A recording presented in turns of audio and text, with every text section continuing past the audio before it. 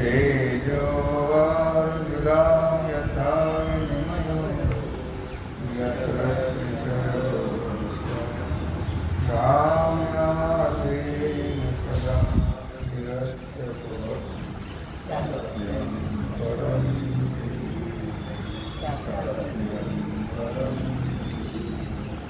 सत्यं परं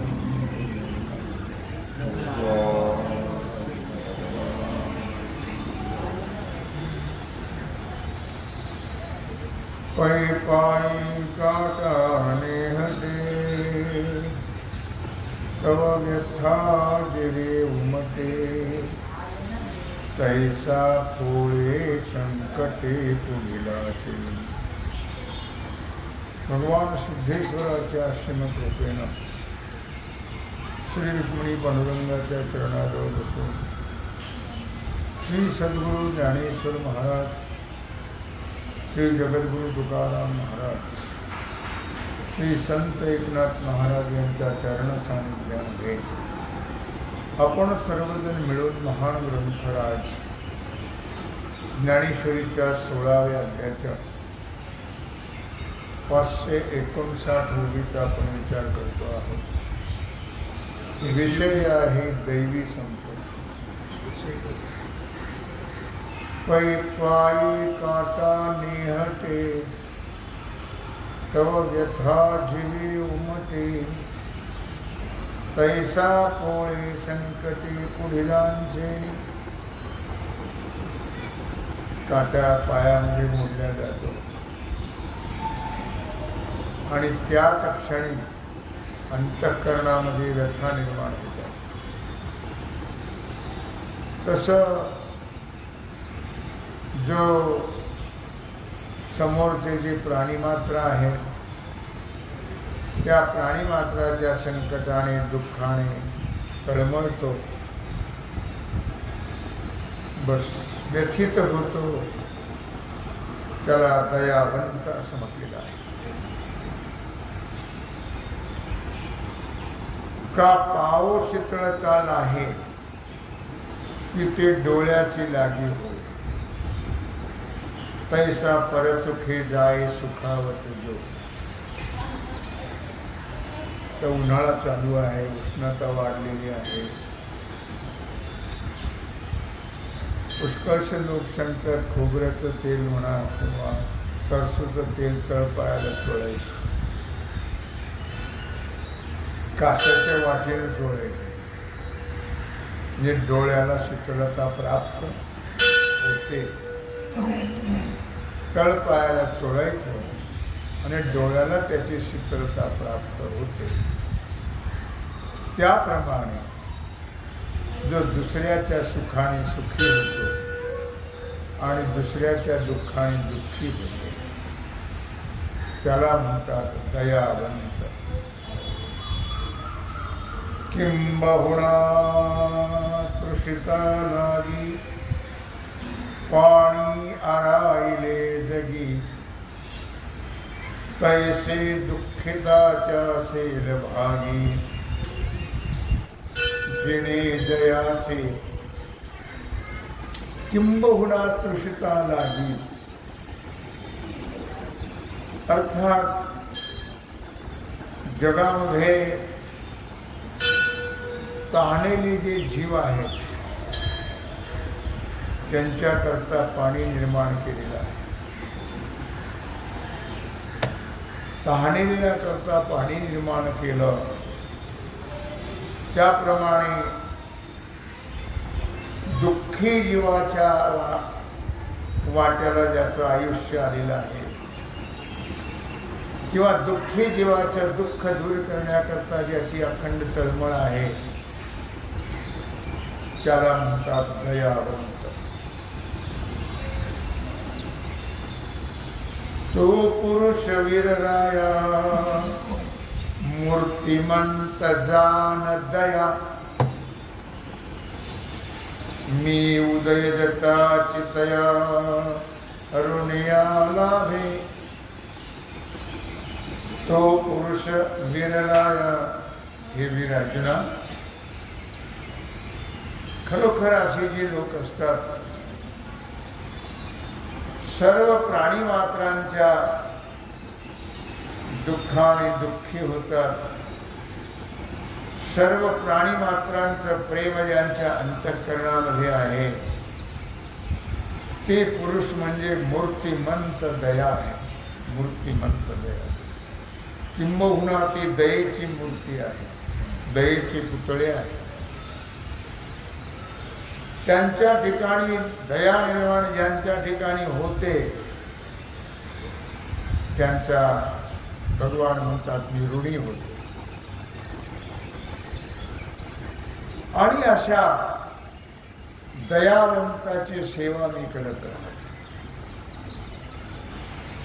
किंवा ते दयावंत जे आहेत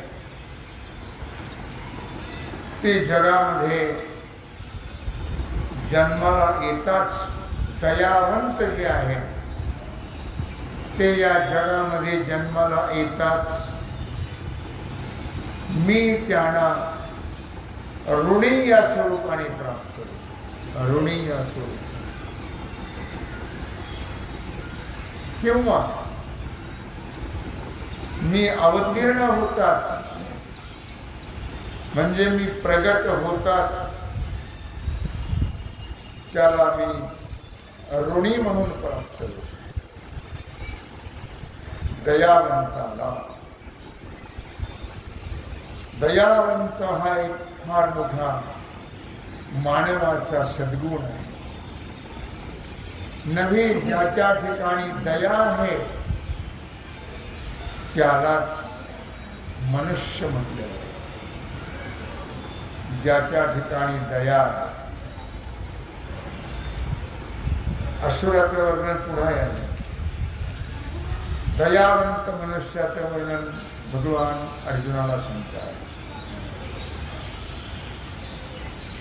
आता सूर्याशी जीवे अनुसर लिया राजीवे परिते तो नसीबी सौरभ्य जैसे.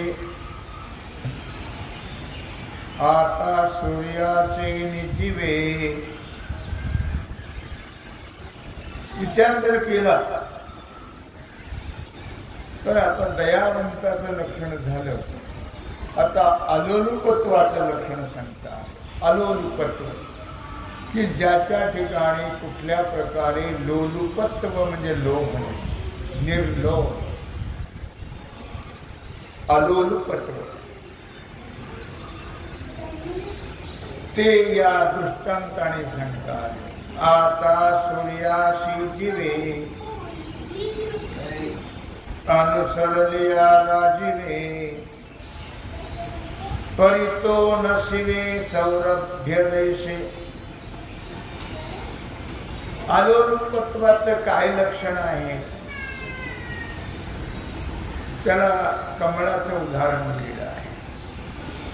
सूर्य विकासिनी कमळ असतात. सूर्य विकासिनी कमळ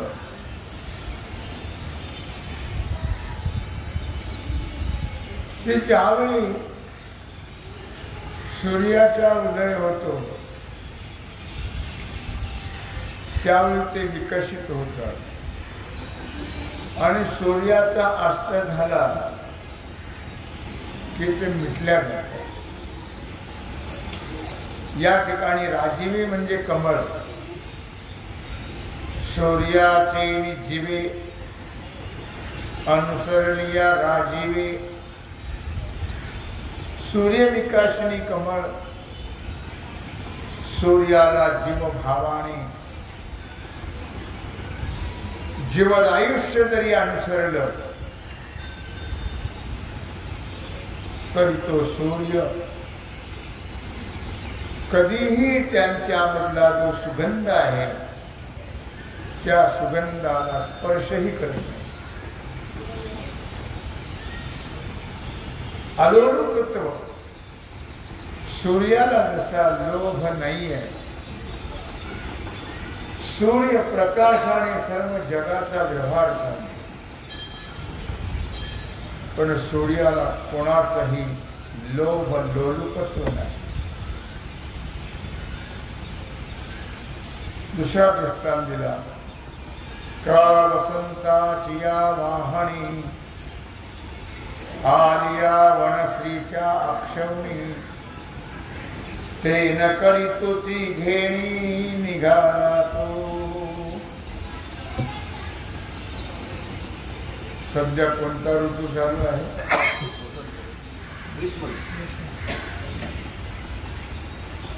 वसंत ऋतू कधी असतो?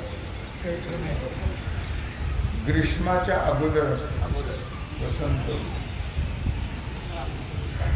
वसंत ऋतूमध्ये आंब्याला बहर येणं वगैरे असं, फुलं येणं, झाडांना पाली फुटणं, हे वसंत ऋतूमध्ये होतं. वसंताची या वाहणी आलिया वनश्रीची या अक्षवणी. वसंत ऋतूचा जेव्हा प्रवास सुरू होतो तेव्हा त्या प्रवास मार्गावरती वनशोभेच्या अनेक अक्षवणी सेना असंख्य रूपाने फुलाला फळाला हातात घेऊन त्या वसंत ऋतूचं स्वागत करण्याकरता समोर धावत येतात.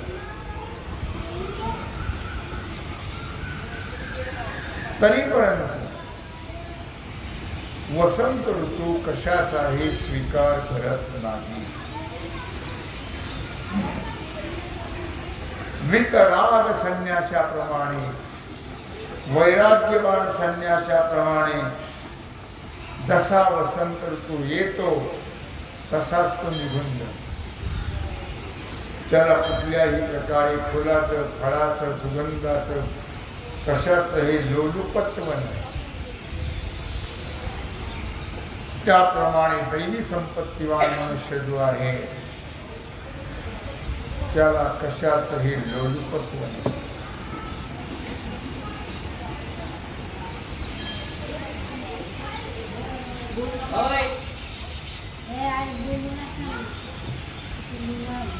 हे असो महासिद्धीशी लक्ष्मी ही आलियापाशी परी महाविष्णू जैसी गणित नाते. हे असो महासिद्धीपाशी. अष्टमहासिद्धीसह जरी प्रत्यक्ष लक्ष्मी जवळ आली तरी सुद्धा भगवान श्री विष्णू तिच्याबद्दल कुठल्याही प्रकारे अपेक्षा करत. असं हे लोलुपत्व ज्यांच्या ठिकाणी नाहीये. दृष्टांताने सांगितलं तैसे ऐहिकीचे का स्वर्गीचे. भोग पाईक झालिया इच्छेचे परी भोगावे हे न रुचे मनावा.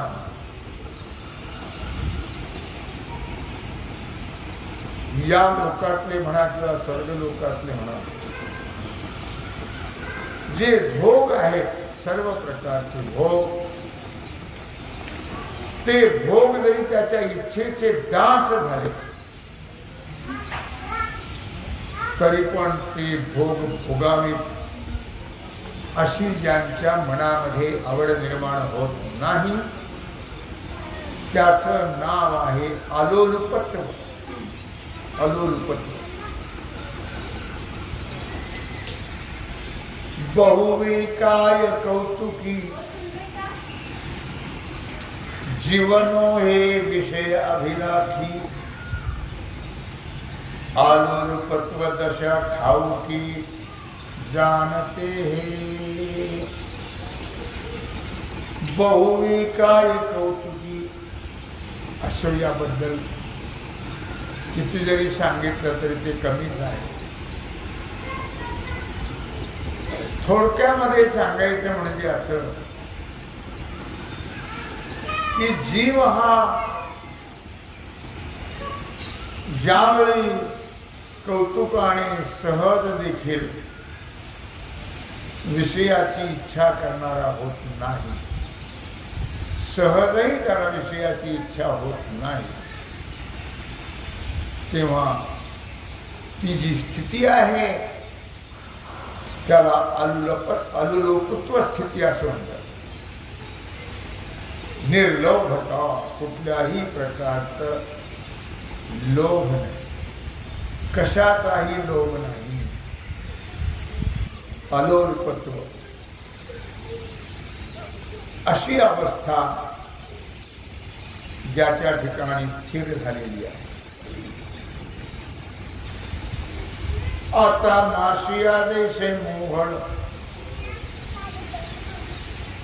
जळचराची विजळ,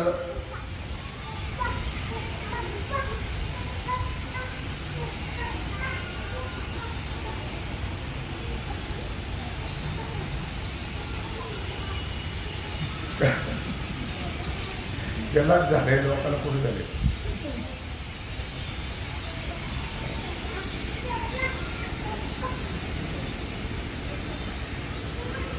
का आता माशिया जैसे मोहळ जलचराची विजळ, का पक्षिया अंतराळ मोकळे हे. अलोलुपत्व लक्षण सांगितलं. आता मार्गवाचं लक्षण सांगतात.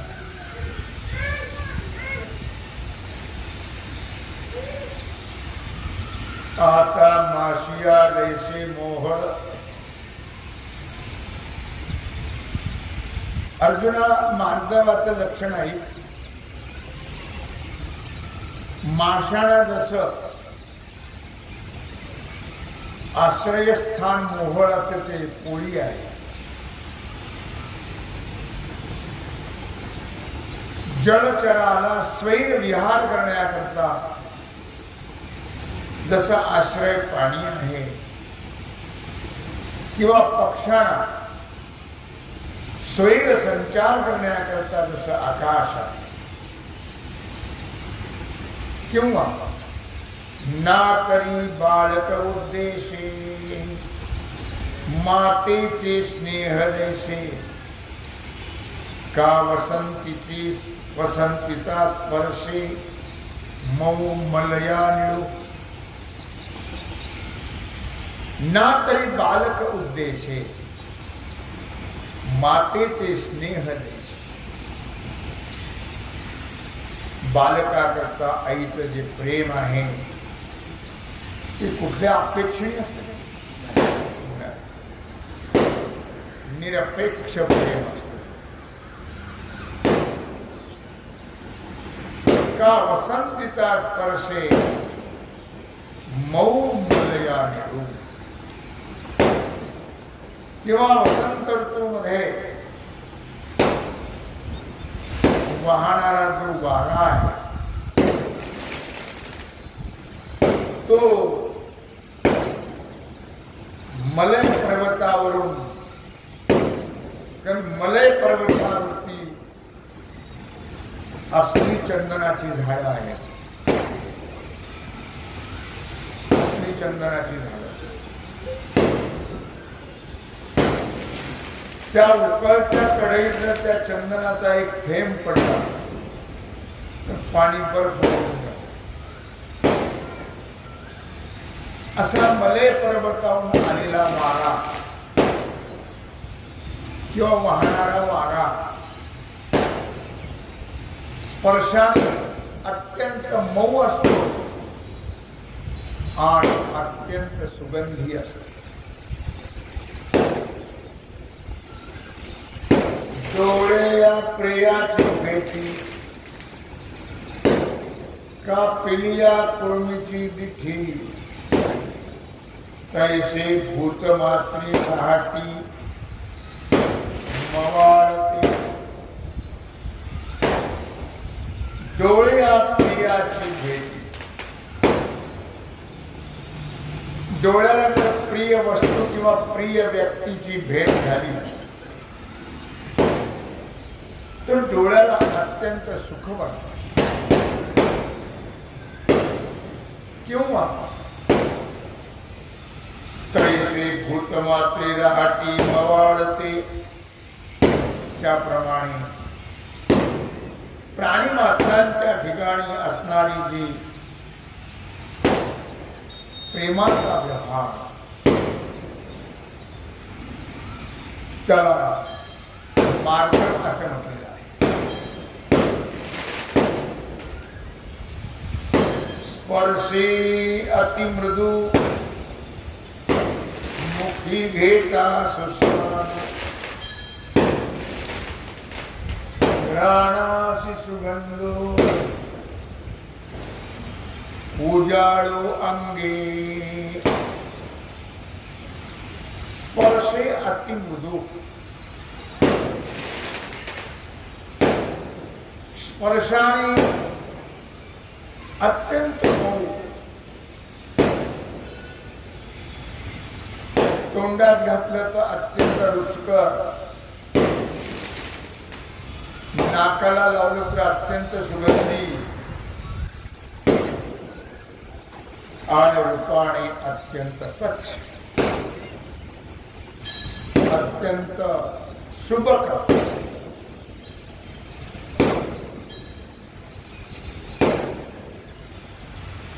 तो आवडे तेवढा घेता,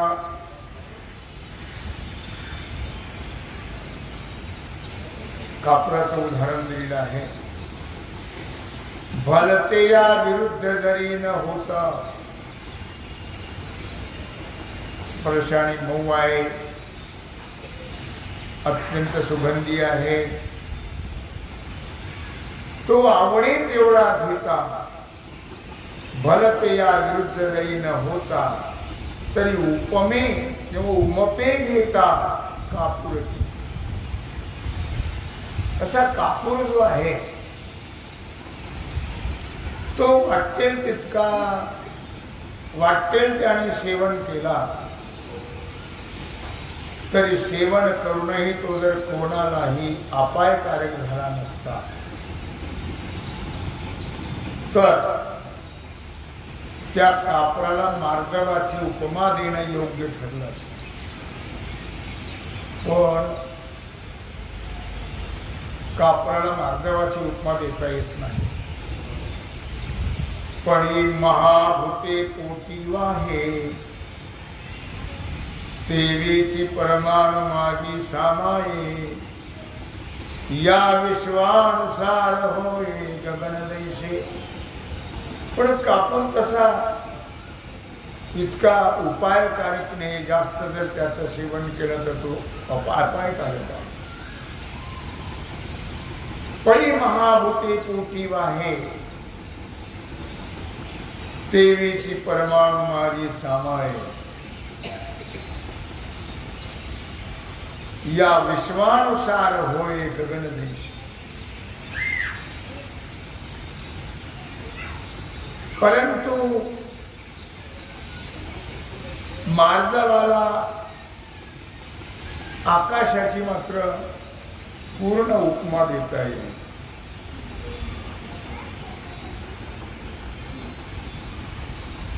आकाशाची पूर्ण उपमा देता येईल. कारण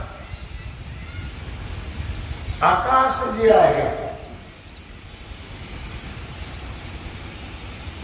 ते सर्व प्राभूतांना पोटात धारण करते आणि परमाणु मध्ये सुद्धा ते प्रविष्ट होते. मामोली म्हणतात आकाश के नाही. तात्पर्य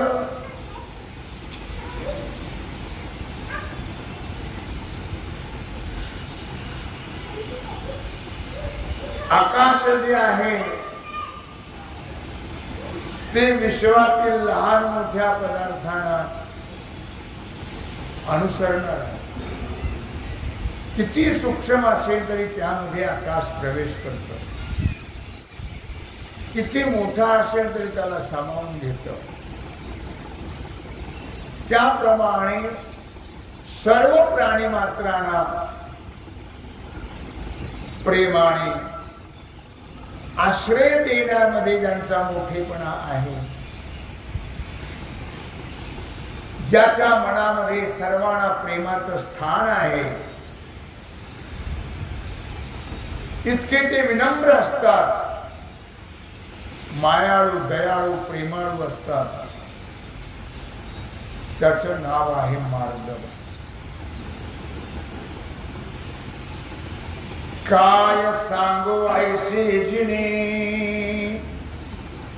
जी जागेची जीवी प्राणी जगाची, तया नाव म्हणे मार्दवनी.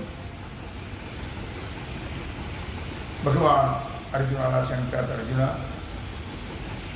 काय सांगो ऐसे जिने, जे जगाचे जीवे प्राणी. फार काय सांगू म्हणले अर्जुना. अरे जसं जगणं असावं की जगाच्या जीवाने, जगाच्या प्राणाने आपलं जगणं असावं, त्याचं नाव आहे मार्दव.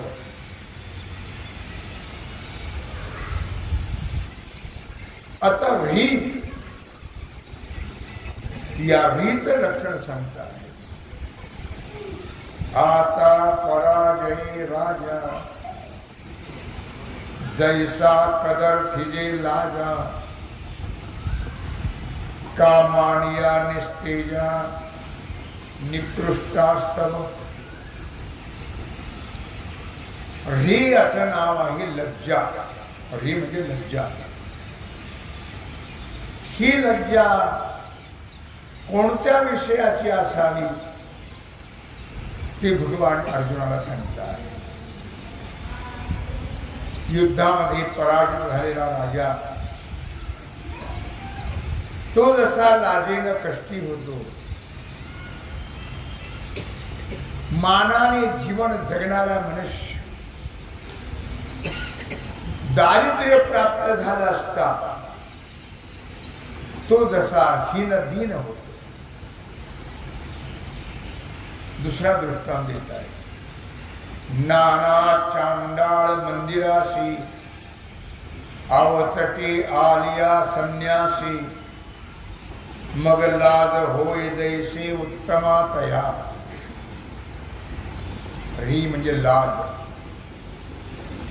एखादा संन्यासी आहे आणि तो चुकून जर अंत्यजाच्या घरी गेला आणि जर त्याला कळलं की हे घर अंत्यजाचं आहे, तर तो सदाचार संपन्न असणारा संन्यासी, त्याला जशी लाज वाटते. आणखी दृष्टांत देत आहे. क्षत्रिया रणी पळवणी जाणे, ते कोण साहे लाजिरवाणे, का वैधव्ये पाचारणे महासती येते. क्षत्रियाला युद्धातून पळून जाणं हे जसं लाजिरवाणी आहे. कारण कोणताही क्षत्रिय युद्धातून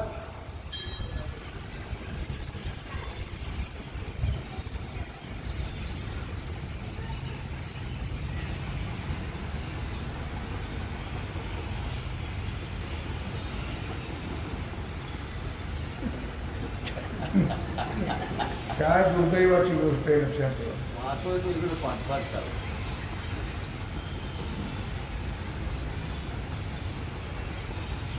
काय म्हटलं की क्षत्रियाला युद्धातून पळून जाणं जसं लाजिरवाणं आहे. हिंदू समाजच मूर्ख आहे, लक्षात ठेवा, मूर्ख. त्यांना मर्यादा, मान, त्यांना मंदिर, शिस्त, पद्धत. मुसलमानच्या मशीद जाऊन बघा, मशिदीवर ते असतील गलिच्छ, पण त्यांच्यात काय शिस्त असतात. त्या ख्रिश्चनच्या ह्याच्यात जाऊन बघा काय शिस्त असतात. पण आमची ही धनगराची आवलाद, यांना शिस्त मर्यादा हा प्रकारच नाही.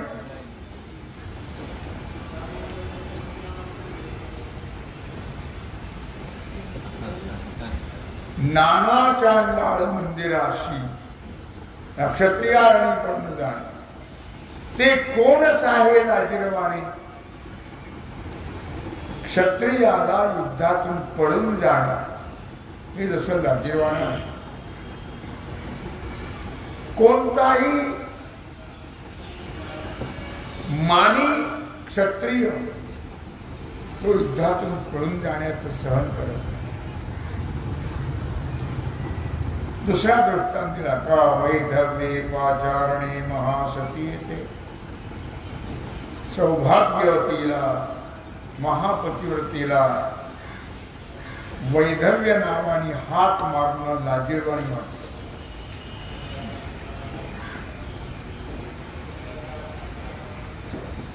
वैधव्य प्राप्त झालं म्हणजे ती कमी आहे याच्यातला भाग नाही.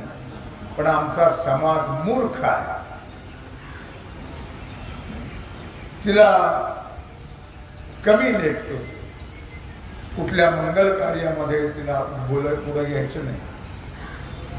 त्या समाज इतका बावळट आहे की त्याला काही कळतच नाही. सर्व ठिकाणी तिला मान द्या. पण ते लोक त्यातले तर बाया ज्या ते फार वाईट. ते बायांना फार कमी लेखतात. कमी लेखू नये. उद्या कुणावर प्रसंगी तसा येईल काय सांगता येत. सर्वांना समान धरावं. पण समाज इतका गलिच्छ आहे की तो विधवा बाईला समानतेची वागणूक देत, अपमानाची वागणूक देतो. तो म्हणून दृष्टांत दिला जाईल का वैधव्ये पाचारणे महासती येते. आणखी दृष्टांत देत आहेत. कशा करता देतात. काय विषय चाललाय आपला.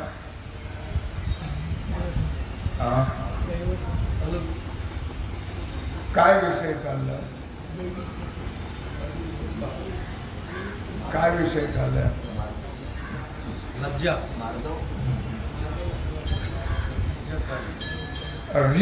लाजेचा विषय चाललेला आहे. त्याच्याकरता दृष्टांत देता आहेत. पण राहिलेला जो भाग आहे तो आणि आजची सेवा भगवत चरणी समर्पित करून राहिलेला सेवेचा भाग आपण उद्या मंडली